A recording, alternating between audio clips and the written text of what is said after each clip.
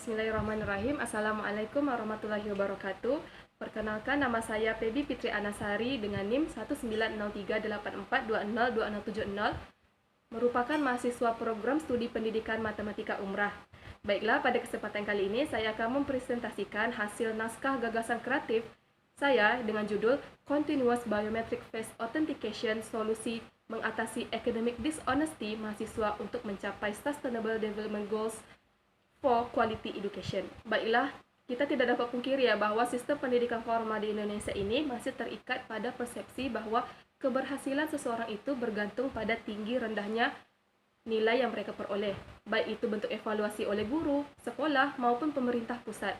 Bahkan, nilai turut menjadi kayu ukur ketika kita ingin melamar kerja, menjadi pegawai sipil negara, maupun mendapatkan beasiswa pendidikan. Implikasi dari paradigma pendidikan yang berorientasi pada nilai ini memaksa seorang untuk menghalalkan segala cara bagi memperoleh nilai yang optimal, supaya dikatakan sebagai berhasil, sehingga mampu melakukan praktek kecurangan. Bermula awal Maret tahun 2020, Indonesia mulai memberlakukan pembelajaran daring sebagai bentuk antisipasi penyebaran wabah COVID-19. Ketika itu, setiap organisasi pendidikan perlu mulai beradaptasi dengan pembelajaran dan merancang berbagai strategi untuk memastikan pembelajaran daring itu berjalan dengan optimal. Namun, ketika pembelajaran daring, bagaimana caranya agar guru dapat memastikan segala bentuk penilaian hasil belajar itu, sama ada tes, proyek, assessment, dan tugas lainnya itu dapat diselesaikan peserta didik tanpa sebarang praktek kecurangan.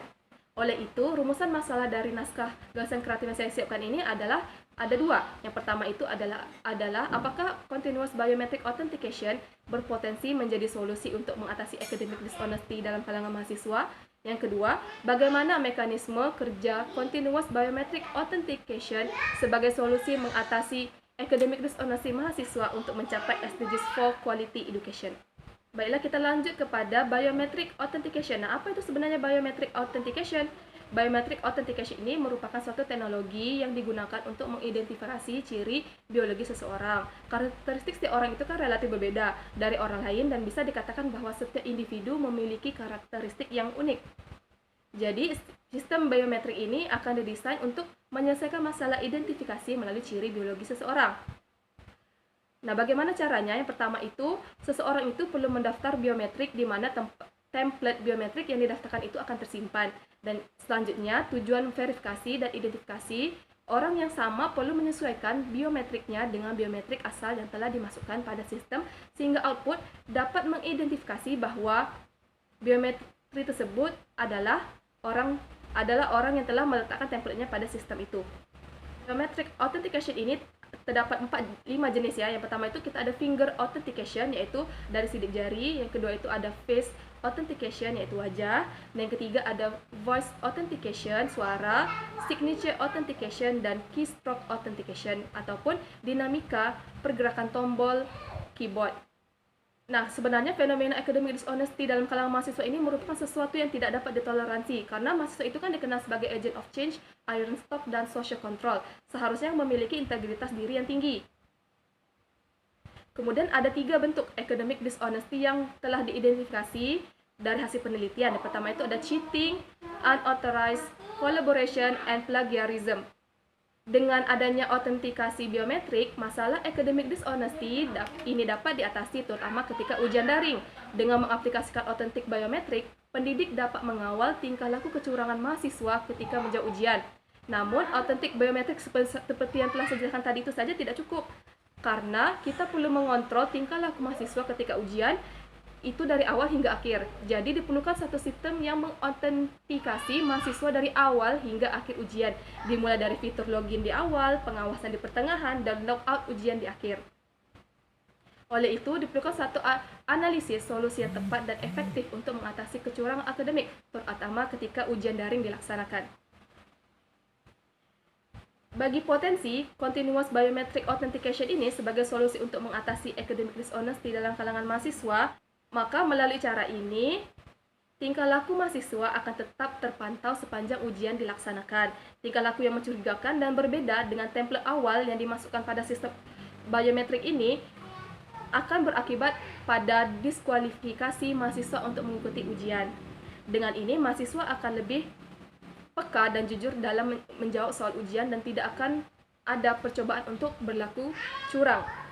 Yang saya kemukakan dalam penulisan ini adalah face recognition yang saya gunakan pada continuous biometric authentication.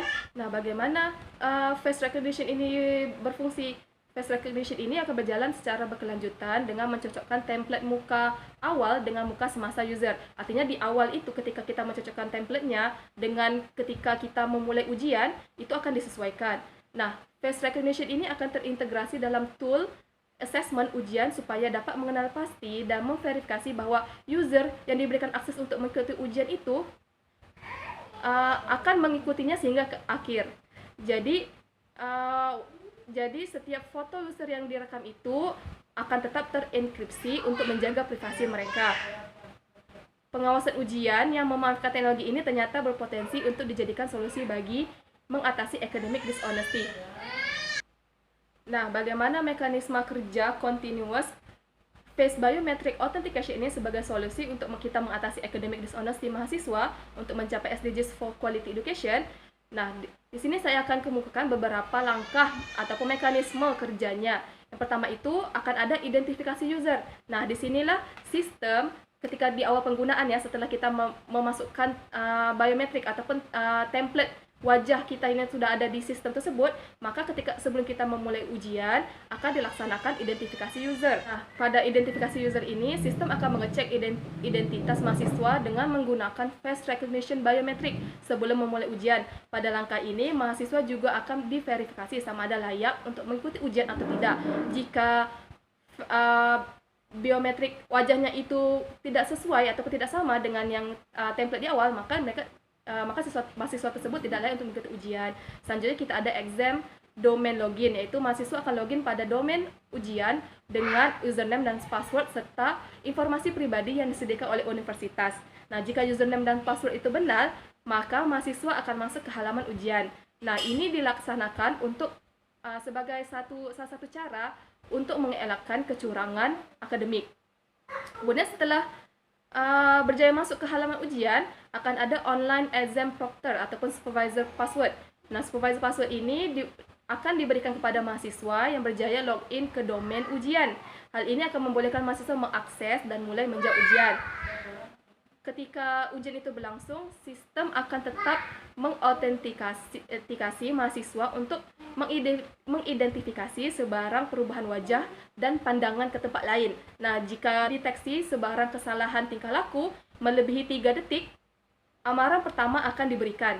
Jika melebihi 3 kali amaran itu diberikan, maka mahasiswa akan didiskualifikasi dari menjawab ujian daring tersebut. Selanjutnya, jika sehingga ke langkah ketiga itu mahasiswa masih lagi dinyatakan lolos, maka pada ujian itu akan ada random questions sebelum mahasiswa mengantar jawaban akhirnya. Apa tujuan random questions ini atau persoalan acak ini? Diberikan untuk mahasiswa supaya dapat memastikan kejujuran mahasiswa sebelum mengumpulkan jawaban ujian. Selanjutnya, setelah selesai, maka akan ada exam results ataupun keputusan ujian. Nah, sistem ini akan menggeneralisasikan hasil ujian yang telah dijawab.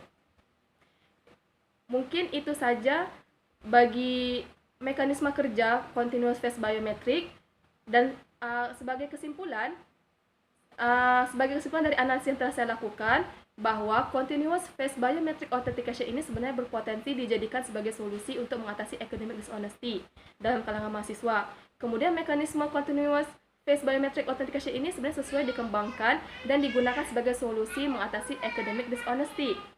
Dan rekomendasi saya bagi gagasan kreatif ini, yang pertama, continuous face biometric authentication ini sebagai solusi mengatasi academic dishonesty sangat direkomendasikan untuk diteliti dan dikembangkan lebih lanjut. Kemudian perlu ada uji coba lebih lanjut mengenai efektivitas dan efisiensi continuous face biometric authentication ini dalam mengatasi masalah academic dishonesty. Dan terakhir, perlu dilakukan penelitian dan pengkajian lebih lanjut mengenai mekanisme continuous face biometric authentication ini sehingga efektif dan sesuai dengan kepuasan konsumen di pasaran. Itu saja presentasi bagi naskah gagasan kreatif yang telah saya siapkan. Wassalamualaikum warahmatullahi wabarakatuh.